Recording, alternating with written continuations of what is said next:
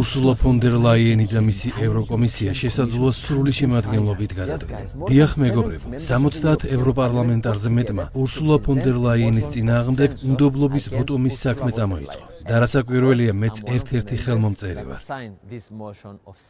ეს კი იმას ნიშნავს, რომ თუ ევროპარლამენტის 2/3 მაინც ამ საქმის სასარგებლოდ ხმას მისცემს, მაშინ Ursula von der Leyen-ს და მის ევროკომისიას მოუწევთ მაშინვე გადადგნენ თანამდებობიდან. ახლა ალბათ ბევრ თქვენგანს გაუჩნდა შეკითხვა, რატომ გსურს Ursula von der Leyen-ის გადადგომა, როდესაც მისი დანიშვნიდან წელიწადიც კი არ გასულა. სიმართლე ისაა, რომ მისი ხელმეორედ არჩევის შემდეგ ის დიდ სკანდალში გაეხო. მასსა და კომპანია Pfizer-ის აღმასრულებელ დირექტორს შორის სატელეფონო მოკლე ტექსტური შეტყობინებებით შედგა კომუნიკაცია 2021 წელს. ვიდრე ევროკავშირი მილიარდობით ევროს ღირებულების ვაქცინებს შეიცენდა. პრობლემა იმაში მდგომარეობს, რომ ევროკომისიამ უარი განაცხადა ამ SMS-ების გასაჯაროებაზე. იმის მტკიცებით, რომ ევროკავშირის გამჭვირვალობის შესახებ კანონი არ ითვალისწინებს სატელეფონო შეტყობინებების გასაჯაროების ვალდებულებას. ამის საწინააღმდეგოდ მიმდინარე წლის მაისში, შემთხვევიდან 4 წლის შემდეგ, ევროკავშირის სასამართლომ von der Leyen-ის საწინააღმდეგო დასკვნა გამოიტანა. სასამართლომ დაამტკიცა, რომ ევროკომისია ცდება და რომ ისინი ვალდებულნი არიან მიმოწერა საჯარო გახადონ. პირადად მე ვფიქრობ, რომ ჩვენ Ursula von der Leyen-ი უნდა დავითხოვოთ.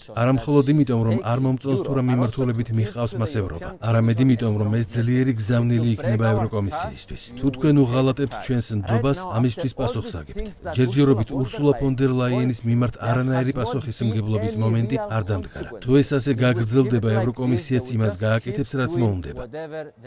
თუ ევროკომისიის პრეზიდენტის მიმართ ეს საქმე წარმატებით დასრულდება, ყოველივე შემდეგი კომისიისთვისაც მკაფიო სიგნალი იქნება, რომ ისინი ანგარიშვალდებულები იქნებიან ევროპელი მოქალაქეების მიმართ. გულწრფელად რომ გითხრათ, არ მგონია ამ საქმეს წარმატების რაიმე შანსი ჰქონდეს, რადგან ევროპარლამენტართა 2/3 მას მხარს არ დაუჭერს. თუმცა ყველას გვეცოდინება, ვინ გულშემატკივრობს von der Leyen-ს ჯერ კიდევ და ვინ ეწინააღმდეგება მას.